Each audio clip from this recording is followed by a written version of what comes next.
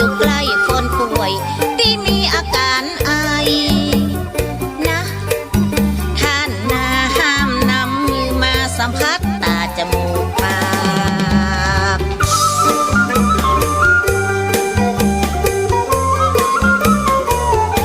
คือมันล้างมือด้วยแอลกอฮอล์นี่เป็นเสียงส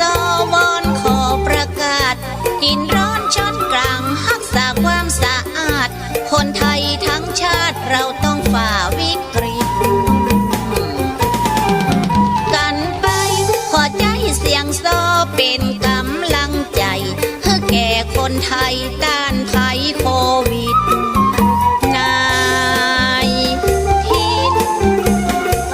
ด้วยความห่วงใยของข้าเจ้าแสงเอ่ยสุริยะมนเจ้า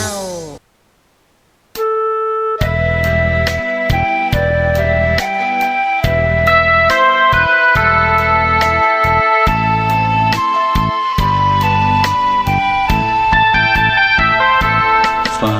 กคำยามดึกกับสายลมเพื่อความสุขสม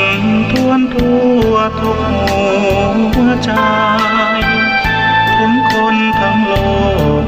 ซึ่งอยู่แดนไกลจากคณะสงฆ์เชียงใหม่ที่ได้ตั้งใจเทศกลอนป่านนี้ศรัทธาลับหรือยังหรือกำลังฟังเพลินนี้กันอยู่หนอขอจงตั้งใจฟังให้เพียงพอฟังด้วยหัวใจจดจ่ออย่าท้อและถอยเลยคืนไหนถ้ามีเวลาว่างจดหมายมาบ้างอย่าทำเงียบเฉยหรือโทรศัพท์เข้ามาติชมเชยถามปัญหาเถิดเอ่ยจะเฉลยให้สุนทรฝากธรรมนี้มาช่วยย้ำเตือนอย่าลืมอย่าเลือนน้ำคำที่พร่ำสอนสังคมวุ่นวายสุดแสนอาวรณ์วันกลัวโลกจะรุ่มร้อนวันธรรมจะลับลอย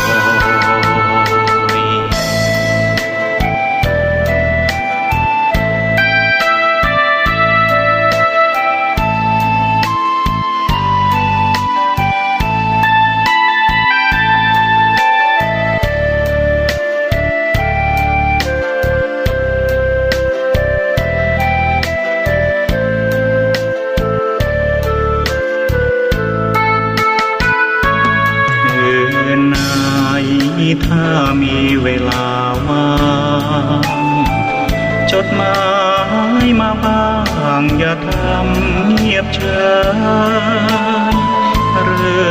โทรศัพท์เข้ามาติชมเชยถามปัญหาเถิดเอ่ยจะเฉลยให้สุนทรฝากธรรมนี้มาช่วยย้ำเตือนอย่าลืมอย่าเลือนน้ำคำที่พร่ำสอนสังคมวุ่นวายสุดแสนอาวรณ์วันกลัวโลกจะรุ่มร้อนวันธรรมจะลับลอย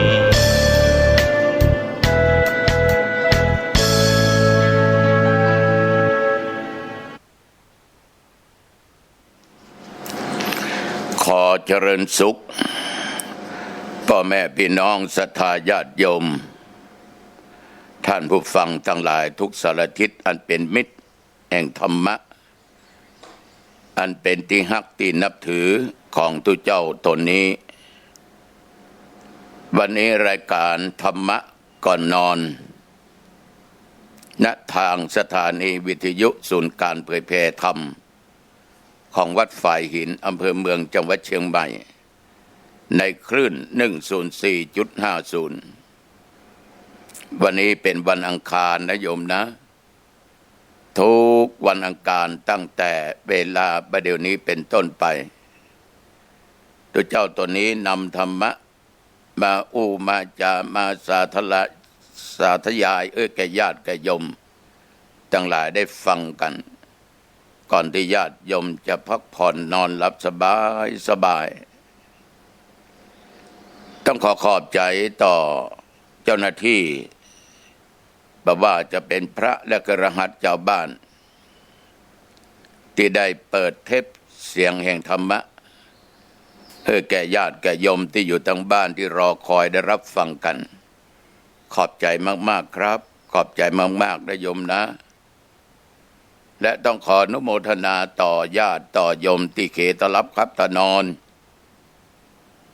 รอฟังธรรมะก่อนนอนจากตู้เจ้าวัดหนองตององค์นี้รายการนี้ก็มีคนติดตามฟังมากพอสมควร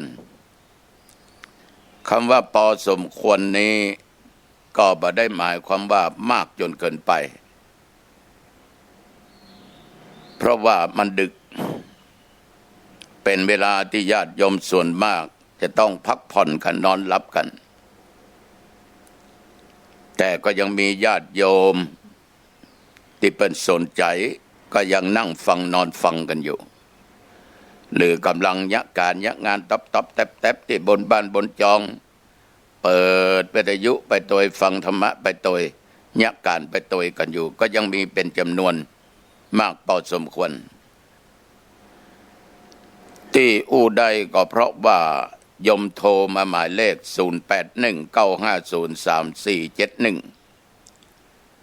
0819503471และบางท่านก็ไปถึงที่วัดไปนั่งนั่งจาไปสนทนาปราศัยกันเรื่องความเป็นอยู่พ่องเรื่องบาปเรื่องบุญเรื่องการฟังรายการนี้ฟังญาติโยมแล้วโทรไปหาก็ดีก็มีความสุขใจมีความดีใจทั้งนี้ทั้งนั้นต้องขอบใจต่อญาติต่อโยมเป็นอย่างมากนะโยมนะที่ติดตามฟังรายการนี้มาด้วยดีตลอดญาติโยมระยะนี้ก็ต้องระมัดระวังนะมีศีลมีธรรมมีธรรมะโอสถอยู่ในจิตในใจของโยมเพื่อป้องกันภัยวิบัติอันเกิดจากโควิด19หรือโคโรนา19เฮาก็นึกว่ามันจะปลอดนะเชียงใหม่ได้30 กว่าวันต่างก็ยิ้มชัยโยโห่ร้องกันออกบ้านออกจองไปเหนือใต้ตกออกไปยะการยะงานต่อไปก็จะกันให้เหมาะก็เลยมีข่าวพุทธขึ้นเมื่อว่าเชียงใหม่นั้นมีแห่ม1ละนับเลข1ขึ้นไปทั่วประเทศวันนั้นเชียงใหม่มี1ก็เป็น1ทั่วประเทศต่อมามี7เนี่ยแต่บัดใจเชียงใหม่ทั่วประเทศมี7 ขึ้นลงโยมทั้งหลายตัวนี้เฮาประมาทบ่ได้มันก้าวไปสู่2 3 4 5 6 7 8 9 10ขึ้นไปได้แต่อย่างใดก็ตามคุณโยมที่บันวิเคราะห์ตรวจตาดูแล้วว่าเป็นโควิดลืมเป็นก็ตามส่วนมากขอกักตัวอยู่ในบ้านไม่ต้องออกบ้านไปสูงสิงไปไปจาอย่างกับไผ่คุณโยมก็ปลอดภัยโยมต้องใจธรรมะโอสถ พระตัวเจ้าอู้ตลอดเวลาว่าไม่มียาอะไรในโลกนี้สามารถกำจัดโรคชนิดนี้ได้นอกจากยาของพระพุทธเจ้าธรรมโอสถเท่านั้นก็คือถ้าเรามีศีลมีวินัยตั้งอยู่ในกฎกติกาเรามีธรรมะมีความอดทนอดกลั้นอยู่แต่ในบ้านบ่ออกนอกบ้านป้องกันตัวโดยสติสัมปชัญญะด้วยปัญญาใส่หน้ากากอนามัยมีเจลล้างมือด้วยสบู่พอไปสุ่งสิ่งกับไผแม้แต่ญาติพี่น้องของเฮาก็ตามอดเอาใจขันติอดเอา10 กว่าวันมีธรรมโอสถของพระพุทธเจ้าตัวนั้นเองที่สามารถกำจัดรักษาโรคเหล่านี้ได้คนจะเป็น70 กว่าล้านคนญาติโยมลองนึกดูเป็นเลข0ขึ้นมาหลายวันทั่วประเทศเพราะธรรมโอสถวงการแพทย์กำลังทดลองดูว่าจะมียาชนิดไหนมากำจัดได้บางคนก็แพทย์แผนพื้นบ้านพื้นเมืองกับฟ้าทลายโจรสามารถยับยั้งได้เฮาก็ทดลองกันเฮาก็ใจกันมันก็เป็นผลดีในบางสิ่งบางอย่างแต่ว่าธรรมโอสถเนี่ยถ้ามันอยู่ในจิตในใจของไปชีดอยู่ตลอดเวลาคือตั้งอยู่ในศีลตั้งอยู่ในธรรมสามารถป้องกันได้เปิ้นขอร้องเวลามีเนื้อไข้เวลาจามเวลาไอเจ็บคอเมื่อยล้ามันผิดปกติเขาก็ต้องรีบหาหมอถ้าเป็นจะกักเขาก็กักเขาก็อยู่รอดได้คนใกล้ชิดก็ปลอดภัยสวมหน้ากากอนามัยล้างมือด้วยเจลญาติโยมทั้งหลายป้องกันทั้งตัวเฮาป้องกันกับบุคคลอื่นตัวฉะนั้นสิ่งเหล่านี้อยู่ที่การกระทำของเฮาเพราะโรคเหล่านี้มันเกิดจากการติดต่อเวลาเฮาอู้เฮาจามเฮาไอน้ำลายขี้มูกกระเด็นสนมันเป็นฝอยละอองไปเอาบ่ฮู้ฉะนั้นญาติโยมท่านผู้ฟังขอให้มีศีลมีธรรมเถอะขนาดตุเจ้าเนี่ยตนนี้และตุเจ้าทั่วไปเนี่ยยังได้กักตัวอยู่วัดเป็นส่วนมากบ่มีความจำเป็นจะบ่ออกนอกวัดไปไหนกิจนิมนต์ต่างๆเนี่ย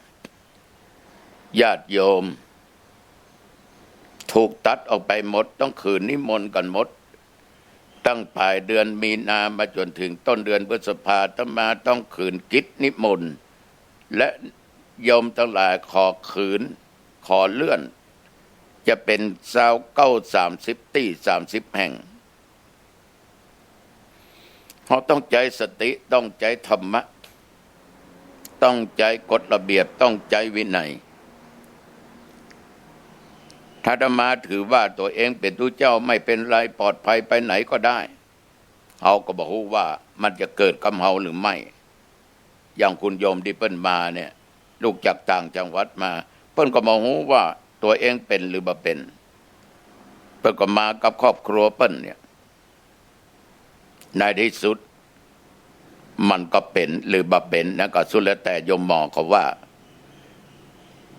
ตัวเจ้าก็เช่นเดียวกันอาตมาบ่เป็นมีตัวเจ้าบางตนเนี่ยก็ดื้อรั้นขนาดเนี้ยท่านย่ำใส่หน้ากากผมเป็นหยังนะผมเป็นหยังผมบ่เป็นหยังแต่ว่าเกิดคนอื่นเป็นเนาะหน้ากากท่านก็บ่ใส่มาเกณฑ์ของก็ดีเนี่ยยังก็ดีไอพิ้วจามพิ้วไอก็ลงเนี่ย หรืออู้มาพระคุณเจ้าสบายดีหรือครับเปียกประโทษตอนพระคุณเจ้าสบายดีหรือครับ น้ำลายมันเสด็จออกมาเต้าใดเขาก็มองคือเป็นคนที่ขาดสติตั้งความประมาทมีทิฏฐิมีมณะว่าคนวัดว่าคนบ้านโยมทั้งหลายท่านทั้งหลายอย่าประมาทเขาต้องมีธรรมโอสถมีศีลมีกฎระเบียบมีธรรมะมีขันติมีสติมีปัญญาลดทิฏฐิลดมานะออกไปให้ได้ตัวผมเองดมายเองต้องปิดเรื่องกิจนิมนต์ขนาดญาติโยมที่เป็นแฟนรายการธรรมะจันทร์การพุทธประกาศบอกว่าโยมระยะนี้ไม่จำเป็นไม่ต้องไปวัดนะวัดหนองจองนะวัดอื่นโยมจะไปก็สุดแล้วแต่วัดไม่ได้หายไปไหนนะขอโรคนี้มันเจือจางมันหายไปหรือจำเป็นต้องไปก็ไปกับครอบครัวเขาก็ไม่แน่ใจว่าครอบครัวลูกเต้าหลานเลนอีป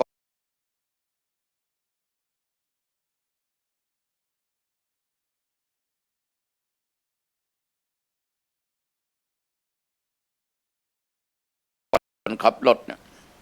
เขาก็ต้องใส่หน้ากากอนามัยต่อมาก็ต้องใส่หน้ากากอนามัยเกิดจำเป็นต้องมากิจของสงฆ์ไม่ใช่กิจนิมนต์ผมทั้งหลายที่ผ่านมาเนี่ยได้รับกิจนิมนต์ต้องไปเทศในงานศพของครูบาแก้วหรือครูบาสกุลอดีตเจ้าคณะอำเภอแม่แตงวัดป่างแม่แดงตำบลจ้าง รับกิจไว้เมินหลายเดือนจากเจ้าคณะอำเภอฐานะเป็นอดีตเจ้าคณะอำเภอและเป็นเจ้าคณะอำเภอทำงานร่วมกันมาก็นึกถึงท่านผู้มรณภาพนึกถึงคณะสงฆ์ที่เป็นเจ้าภาพขณะอาตมาภาพเป็นเจ้าคณะอำเภอปนิมนต์ถึงเทศปนิมนต์ถึงสวดอาตมารับแต่อาตมาจะออกวัดไปเนี่ยมันเป็นเวลาที่เปิ้นประกาศเคอร์ฟิวมันมีกฎมีระเบียบว่า4 ทุ่มหรือ22 นาฬิกาห้ามออกจากบ้านเคหสถานถ้าไปไหนต้องกลับมาถึงก่อน22 นาฬิกาหรือ4 ทุ่มถึงตี 4ธรรมาถึงจะเป็นเจ้าคณะเป็นตุเจ้าที่มีญาติโยมหูจักวันหนึ่งเจอท่านนายอำเภอท่านปลัดบอกว่าโยมออกใบออกนอกเส้นทางให้ตุลุงกำออกใบออกนอกเส้นทางตุลุงกำโยมก็ถามว่าตุลุงจะไปไหนตุลุงจะไปเทศในงานศพที่แม่แต่งโอ้ตุลุงครับไผ่บักก้ามาจับมายับตุลุงหรอกตุลุงไปเผยแพร่ธรรมไปเทศนาธรรมสั่งสอนคนท่านนายอำเภอก็อู้มาอย่างอี้ปลัดก็อู้มาอย่างอี้แม่นละเนาะถ้าไผ่ยับตุลุงนี่ไปนอนห้องพักนี่ดังระเบิดเลยเนาะแจ้งมาข่าวมาอย่าดังแหละเนาะพระโคอาทรวิสุทธิคุณบุญตันบริสุทธโธนักเทศชื่อดังของจังหวัดเชียงใหม่องค์หนึ่งฝ่าฝืนเคอร์ฟิวถูกจับไปจำวัดที่โรงพักนั้นโรงพักนี้อำเภอนั้นอำเภอนี้อู้ดังด้วยนะ ก็อู้แต่พ่องเล่นพ่องก็ทนายอำเภอเขาว่าโยมทำเตอะปฏิบัติไปตามกฎตามระเบียบถึงไผ่บกล้าจับ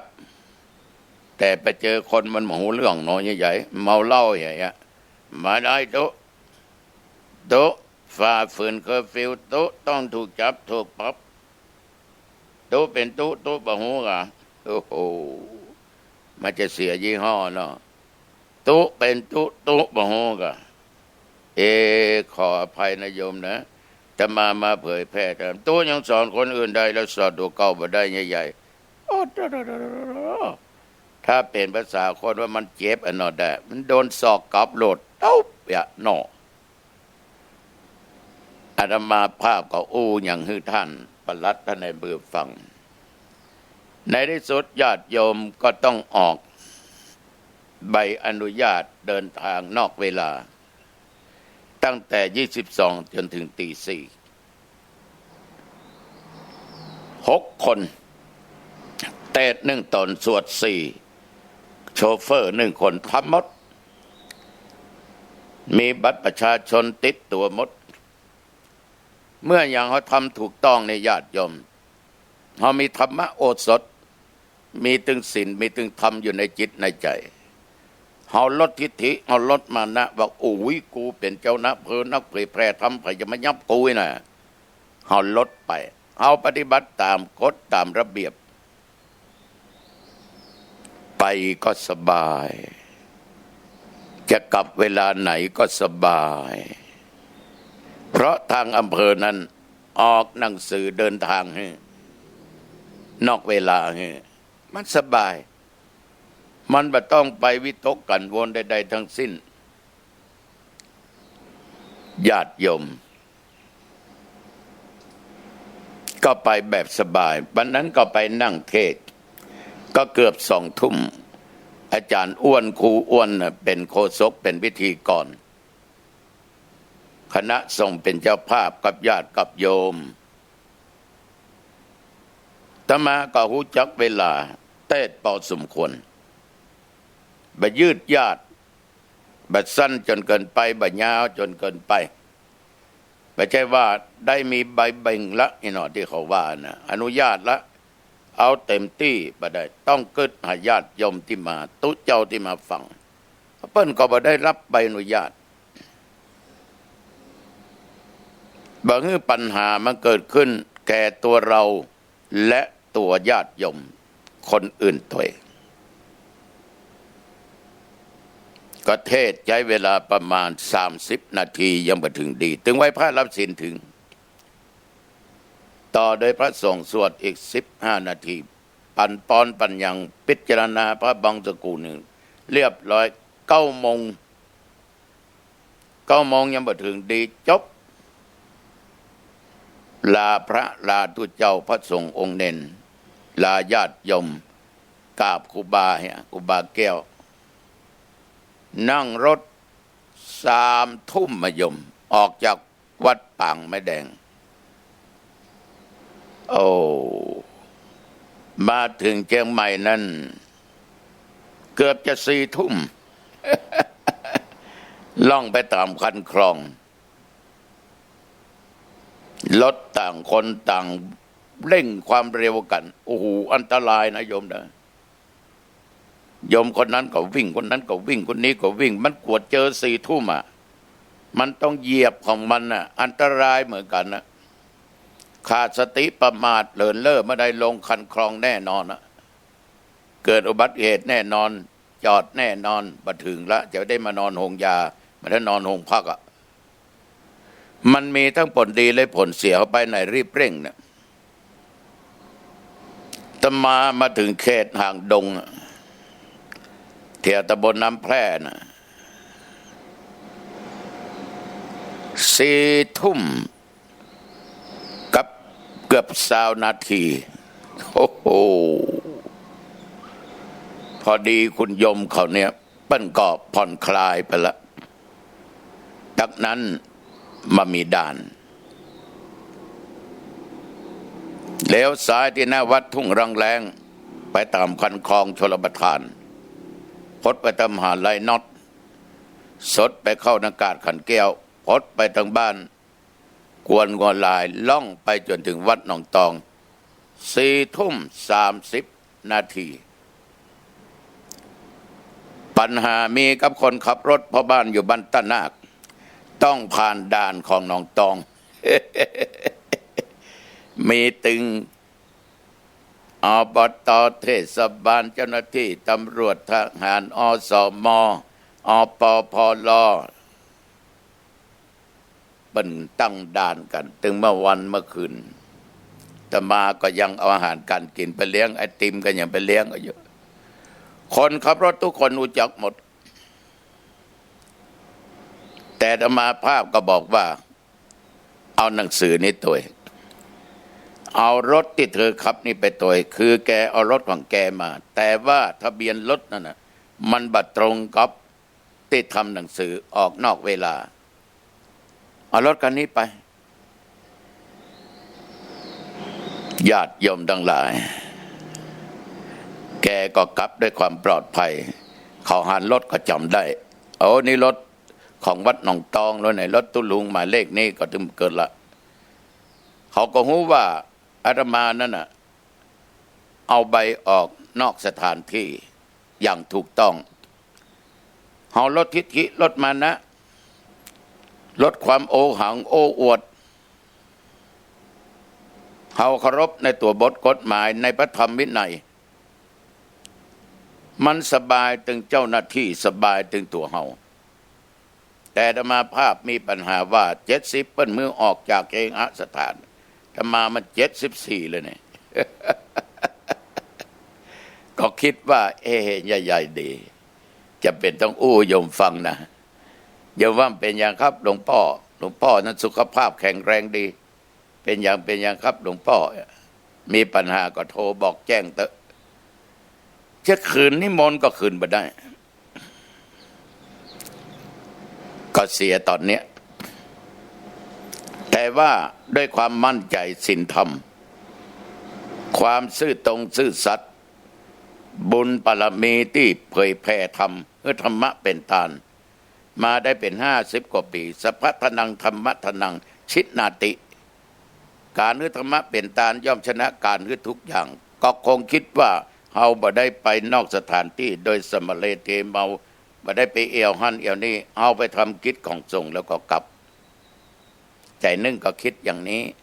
ใจนึงก็กลัวไปคัดกับเจ้าหน้าที่เขาแต่ก็ปลอดภัยคนขับก็กลับถึงบ้านปลอดภัยระหว่างทางนี่โอ้โหญาติโยมก็ลูกเมียเปิ้นเนี่ยหลานเปิ้นโทรไปหาคนขับพ่อถึงไหนละพ่อถึงไหนละ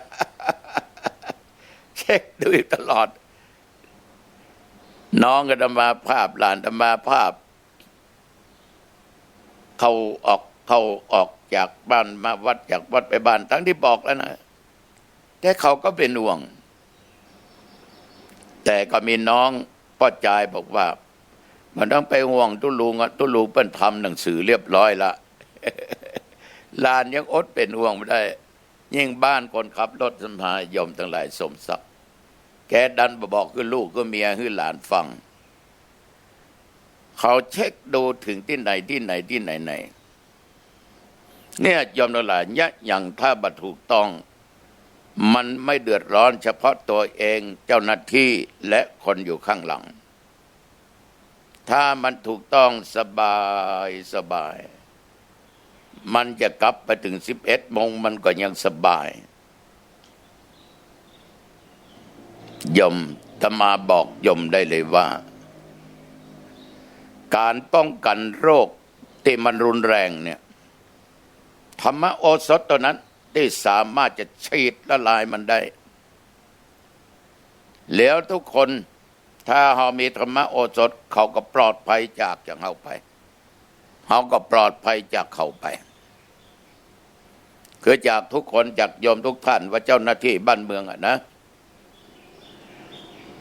พอออกไม่ออกขอลดทิฐิลดมานะคือมีสติอย่าไปตั้งความประมาท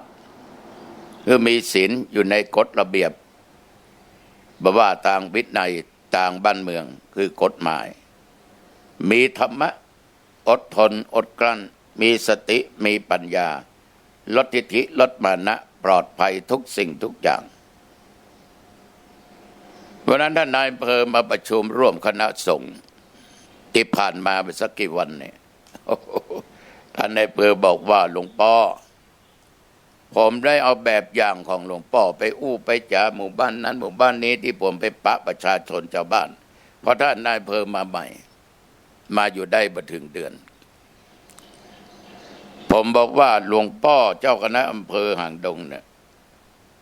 น่าจะต้องเอาเป็นแบบอย่างใดเมื่อท่านทั้งหลายมีธุระจำเป็นจะออกบ้านออกจองเกิน4 ทุ่มหรือบัดถึงเวลาตี4หลวงพ่อเนี่ยไผ่ตึมบักก้าจะไปจับไปยับแต่หลวงพ่อทำหนังสือทั้งผู้ที่ไปสวดทั้งคนขับรถให้ตัวหลวงพ่อบัดถือว่าตัวเองเป็นเจ้าคณะบัดถือว่าตัวเองเป็นพระมหาเถระที่คนหูจักท่านนายอำเภอก็ไปอู้ในสถานที่ต่างๆโยมทั้งหลายเอาทำแบบทำอย่างตัวอย่างที่ดีเป็นไอนอน คือคนทั้งหลายเนี่ยนำไปเป็นข้อปฏิบัติฉะนั้นโยมทั้งหลายโรคเหล่านี้มันเกิดขึ้นมาเพราะเขาบ่ฟังกันเขาบ่เชื่อกันตัวบ่เชื่อคือตัวทิฏฐิตัวมณะเนี่ยตัวขาดศีลขาดธรรมเนี่ยถ้าทุกสิ่งทุกอย่างนั้นทำไป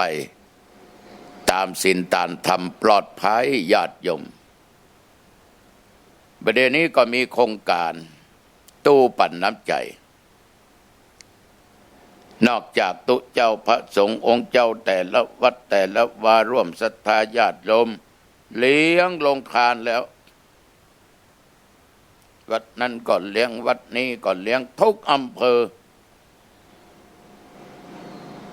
พระสงฆ์องค์เจ้าก็สงเคราะห์โยมเพราะโยมเคยสงเคราะห์พระสงฆ์องค์เจ้าเฮาบัดละเฮาบัดทิ้งกันยามทุกข์ยามยากลำบากแต่ขอบิณฑบาตสักอย่างหนึ่งโยมที่พอมีจะกินนั่นนะพอที่จะทำได้หาได้นั่นนะจะมาขอบิณฑบาตว่าโยมไปเอาได้ก่อถ้ามันจำเป็นไปเอาก็เป็นอย่างนั้นเพราะเปิดถึงฮืออยากให้คนที่เป็นทุกข์ยากอับจนจริงๆและโยมที่บ่มีกินบ่มีใจทุกข์ยากอับจนนั้นก็อย่าได้เห็นแก่ตัวจนเกินไปบางครั้งเอาของไปเนี่ยเอาไปทิ้งไปขว้างเพราะกินบัดตันมันบูดมันเน่ามันเสียโยมเอาปั่นน้ำจิตน้ำใจให้แก่คนอื่นดีกว่าบางคนในห้อยบะลุงตุงตัง2-3 ถุงบ่พอเอาเป็น10 ถุงมิจฉาชีพก็มีญาติโยมคนทำเปิ้นบ่เดือดร้อนนะพยายามไปกี่ถุงบ่ถึงว่าแต่ว่าเอาถึงความเหมาะสมบางคนนี่เอาไปขายก็มีบางคนนี่ไปแบ่งปันอันนั้นถูกต้องบางคนเอาไปขายจริงยอมบ่มีสตังค์แต่ถึงวาระอย่างเงี้ยเปิ้นยังมีน้ำจิตเราต้องมีน้ำใจซึ่งกันและกันตู้ปั่นน้ำใจนี่ก็อย่างเดียวกัน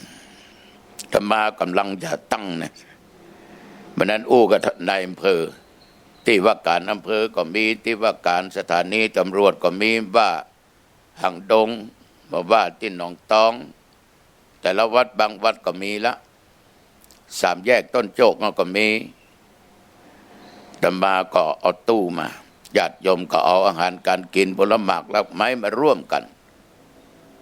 โอ้เอาไปหันอย่างออกทีวีที่เขาลงข่าวนั่นน่ะน่าใจหายมันก็เนื้อเฮ้ยเอารถไปโขนของเปิ้นไปหมด ทำไมมันเป็นจะนั้นญาติโยมทำไมมันเป็นจะนั้นโยมอย่างน้ำจิตน้ำใจอย่างอันบล่ำบเหลือ มันบานแก้ตัวน้ำไปว่าโยมอย่ามานึกถึงน้ำจิตน้ำใจของคนอื่นเปิ้นมีอย่างเปิ้นมาใส่ตู้คือคนที่มันมีอันจะกินคือคนที่มันต้องการจริงๆเนี่ยโยมโอ้อัน วันนี้เอารถมาเนี่ยยังดูข่าวแล้วนะปัญญาตุลุงยังพอข่าวกูหันแล้วนะกูหันแล้วเนี่ยคือคนเห็นแก่ตัวเห็นแก่ได้คนไปมดตึงไข่ตึงของแองน้ำมันพืชมาจนเกลี้ยงตู้ยมทั้งหลายปั้นติดวงจรปิดไว้เนาะยมคงจะหันนะโอ้ถ้าอย่างอี้นี่คนที่ปั้นอยากจะช่วยเหลือเพื่อก็ใจอ่อนมดกาให้ว่าสักเตื้ออันนั้นมาจะตั้งตู้โยมก็บอกตุลุงหันก็ข้าวกูหันกะตุลุงยังจะยะอยู่ลองไปมาเอาตรงหน้าตุลุงกะมันจะกล้าเอาวะแล้วมาจะตั้งไว้ที่ศาลาน้อยนะแล้วมาก็นั่งอยู่ตำนั้นทุกเจ้าก็อยู่ตำนั้นวงจรปิดก็มีฮะนะเอาไว้ฮะคนมีคนจนคนมีก็ได้ก็ไปเอาถ้ามาอายก็เพิ่นเขามีแล้วลูกบุญเขานักแล้วบารมีเขาสูงแล้วก็เพื่อแผ่คนที่ต่ำต้อยกว่าเขากันมีอย่างก็มาใส่ตู้มีอย่างก็มาใส่สู้ซื้อก๋วยเตี๋ยวก็ดีอย่างก็ดีทุกเจ้าเวได้ประกาศอันออมเดี๋ยวนี้มีก๋วยเตี๋ยว5 ถุงเน้อยมเป็นมักก๋วยเตี๋ยวขึ้นมาเอากันนอมีของกินเน้อมีของแห้งเน้อมาเอาเฮามีเฮาพร้อมก็มาเติมช่วยกันตึงวัดตึงบ้านแต่บ่ต้องเอารถมาขนไปนะไปหันแก่ตัวหันแก่ได้บางคนนี่เป็นของแห้งเขาก็อย่าไปขายเลยญาติโยมเขาจะนำไปขายโอ้ยเห็นแก่ตัวนำไปบ่เอานะญาติโยมไปซ้ำเติมคนเนี่ยบ่ได้นะแต่ดูเจ้าโอ้มได้ซ้ำเติมโยมนะก็ข้ามีกินเนี่ยตุ๊ข้าก็เอากันนั่งรถมาบ่มีกินได้จะได้ฝรั่งมันยังเติมน้ำมันรถเครื่องเงือคนโยมต้องกึดกันแจกข้าวสารเนี่ยคนถุงเนี่ยถุงละกิโลว่าจะได้หมอโง่ขนาดคนต่างชาตินะยังปันน้ำจิตน้ำใจสงเคราะห์แก่คนไทยเนี่ยตั้งที่วัดหนองตองแฟนรายการธรรมะพอมีข้าวสารจะไปห่อหม้อก็เอาเนอะปลากระป๋องกะมาม่าไงนะเขาทำมาจะใส่ไว้ในตู้นะใส่ไว้ในตู้ปั่นน้ำจิตน้ำใจช่วยเหลือกันคนบะหมี่เปิ้นจะได้กินจะได้ใจกันไม่ใช่ว่ารถปิกอัพคนเปิ้นแอนคนเปิ้นแอนเนี่ยโอ้ถ้าดูข่าวอย่างอันนี้บักสบายใจเนาะโยมเนาะก็เจ้ามันเตอะยอมทั้งหลายคนเฮาเนี่ยมันไปสาวถุงมันก็อิ่มแล้วนะไป100 ถุงมันก็ตึกอิ่มแล้วนะมันกินก็ตึมม่วนมันตึงบ่ม่วนมันกินด้วยความขี้โลภขี้โกงเนี่ยมันตึงม่วนด้วยความเห็นแก่ตัวมันตึงม่วนล้ำขนาดตึกเตอะมันถึงฮ้อนใจโว้เพราะอย่างความโลภความหลงของมันมีในจิตในใจวันพุธกูจะไปเอาที่อันวันหือกูจะไปเอาที่อันกึดอยู่หันตลอดเวลาที่ไหนเขาใส่ตู้เต็มกูจะขนมันทุกมันบ่มีความสุขหรอกโยมเพราะคนใจแห้งใจแรงขาดน้ำจิตน้ำใจนะมันบ่มีความสุขมันไปเอามันอาจจะสนุก เอาพ่อมันโขดนึกอะโยมมันไปม่วนเนี่ยจะได้เดี๋ยวซ้ายแล้วขวาเดี๋ยวขวาแล้วซ้ายปัดคนเอาใส่ถุงเก็บใส่ถุงเก็บไปไว้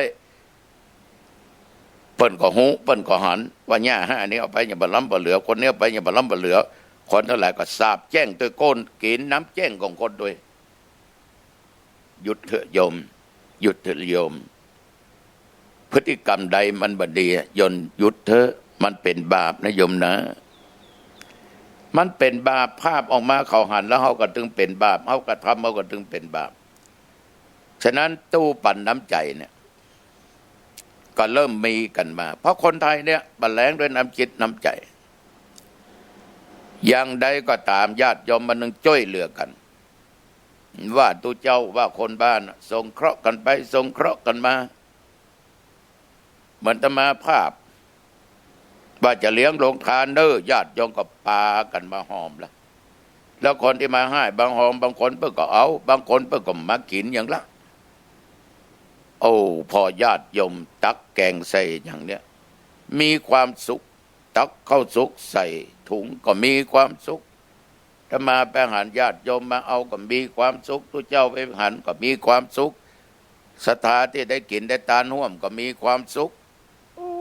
มันได้แบ่งปันกัน มันมีความสุขอย่างบอกบัดถูกในญาติโยมนะ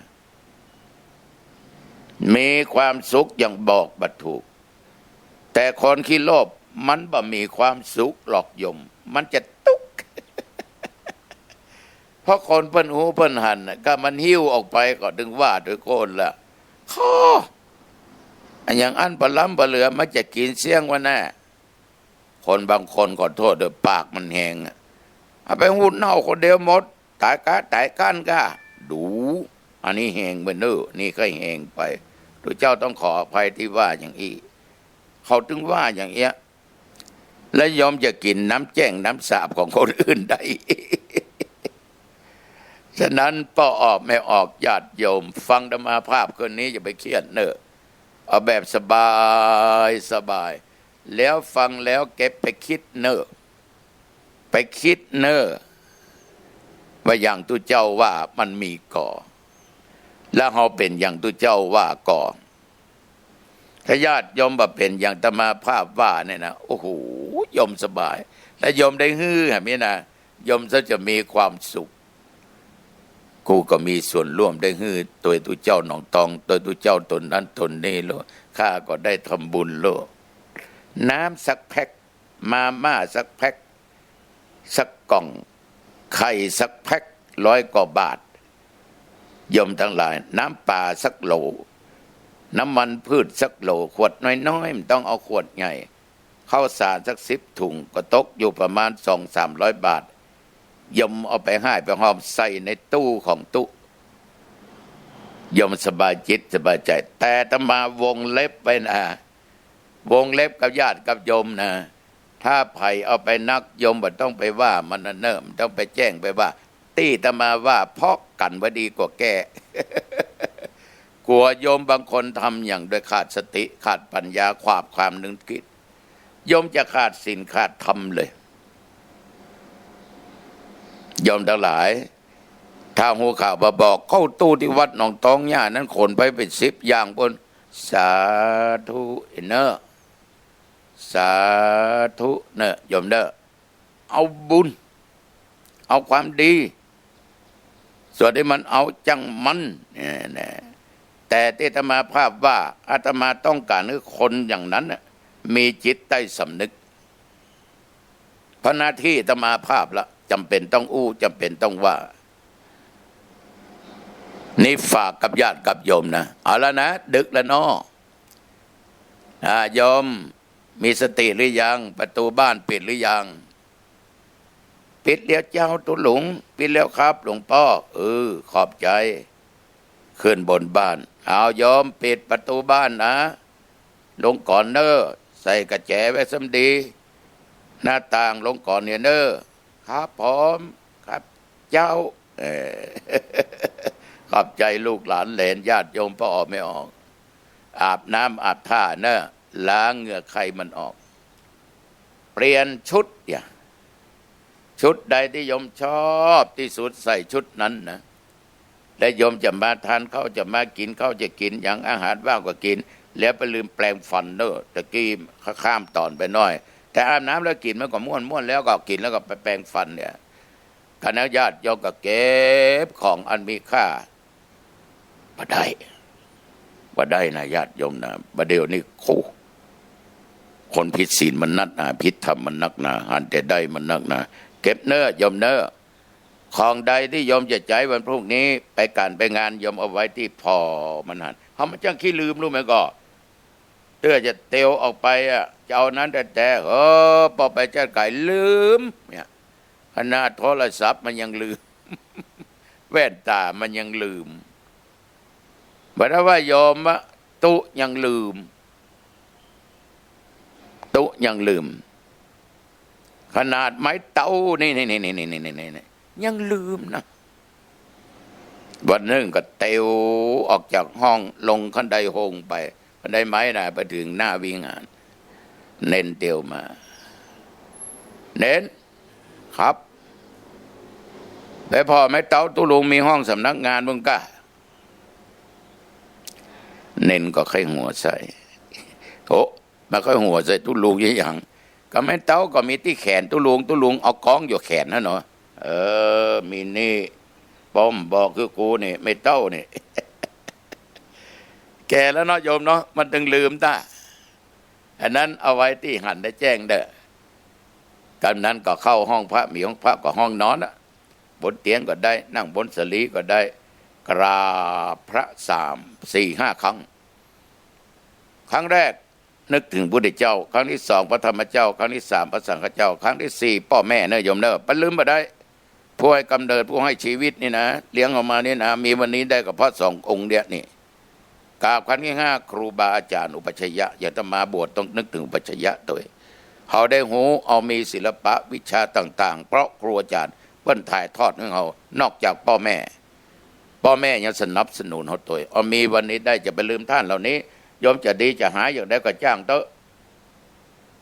คนใดด่าพ่อด่าแม่ด่าครูบาอาจารย์เนี่ยอู้หูบาปด่าพระพุทธพระธรรมพระสงฆ์ด่าทุกเจ้าหนุ่มต้องด่าทุกเจ้าพระเนตรตัวไปบาป ตุลุงฝากไว้ธรรมาฝากไว้เนอะลองนำไปคิดนะญาติโยมนะไหว้พระสวดมนต์พอสมควรเรียบร้อยนั่งสมาธิบัดน้ำเมินตามที่โยมจะนั่งได้แล้วก็แผ่เมตตาแก่สัพพสัตว์ทั้งหลายบอกว่าสัตว์เดรัจฉานว่าเพื่อนพ้องพี่น้องเจ้าโลกอันเป็นมนุษย์ตึงยิงตึงใจผู้มีพระคุณตึงปิตามารดาตึงครูบาอาจารย์อุปัชฌายะผู้เอาผู้แก่ผู้มีพระคุณต่อเอาบ่มีพระคุณต่อเอาอย่าได้เป็นกรรมเป็นเวรต่อกันและกันขอบุญกินบุญทานบุญกุศลอันเกิดจากการไหว้พระสวดมนต์เจริญสมาธิภาวนาประลอดประถึงประเติงตั้นเหล่านั้นแผ่เมตตาแก่ตัวเองบุญกุศลที่ข้าพเจ้าปั้มเป่งมานี้อันว่าความทุกข์อันว่าความอยากอันว่าความอดความกันความอยากอย่าใดเกิดมีแก่ข้าพเจ้าทุกภพทุกชาติขอข้าพเจ้าได้เกิดร่วมชาติพระสิริยเมตไตรสำรวจดูข้อศีลปานาข้าบริสุทธิ์บอกข้าอาเจนนาข้าบริสุทธิ์บ่ลักบ่จกบ่โลภบ่โกงกาเมข้าบ่ใดนอกใจผัวข้าเมียข้าเนิดเราข้าพอใจข้ามีสันโดษในสามีภรรยามุสาบ่ได้จุบ่ได้ลายบ่ได้ติสินดินทาบ่ได้ว่ากล่าวบ่ได้ด่าภัยบ่ได้อู้ไปเลยโดยไร้เหตุผลสุราวันนี้ข้าบ่ดื่มถึงของมึนเมาบอกว่าสุราเมลัยสิ่งเสพติดยาบ้ายามายาทุกชนิดเนิดนาโอ้โหศีลบริสุทธิ์นอนหลับสบายตื่นขึ้นมาก็สบายสดชื่นเอาแล้วนะพักผ่อนได้นะโยมเนอะเวลาพอสมควรอายุวันโนสุขังพลังพบกันใหม่โอกาสหน้าเจริญพร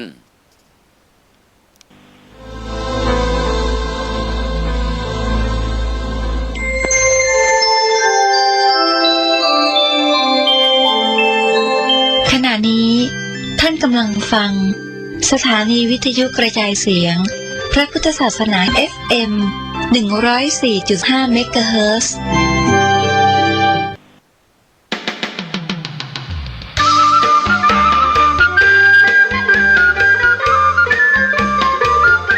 โควิด-19 ระบาดเข้าเมืองไทย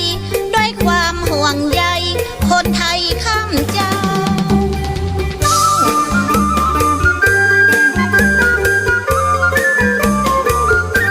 ไวรัสโคโรนาหรือโควิด-19 นี้รุนแรงเทียบ คซาเหมือนกันทำให้ปอดอักเสบจนถึงแก่ชีวิต ถือว่าเป็นวิกฤตมีคนติดตึงวัน มันจะติดต่อผ่านทางลมหายใจน้ำมูกน้ำลายหรือสารคัดหลั่ง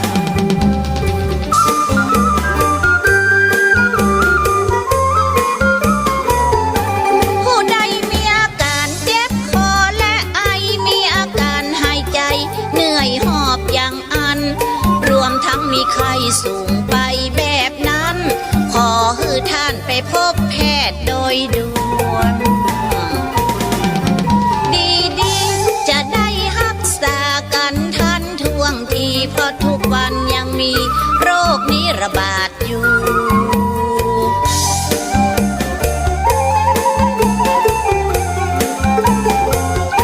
หน้ากากอนามัยควรใส่ไว้ป้องกันต้องรับมือกับมันคือตันโรคนี้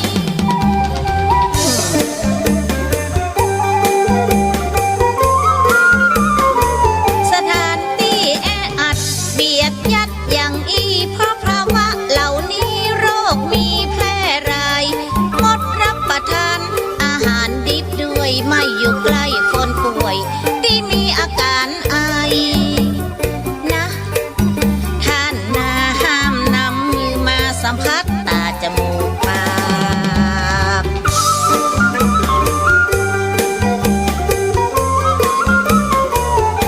คือมันล้างมือด้วยแอลกอฮอล์นี่เป็นเสียงสวอนขอประกาศกินร้อนช้อนกลางรักษาความสะอาดคนไทยทั้งชาติเราต้องฝ่าวิกฤตกันไปขอใจเสียงซอเป็นกำลังใจเพื่อแก่คนไทยต้านภัยโควิด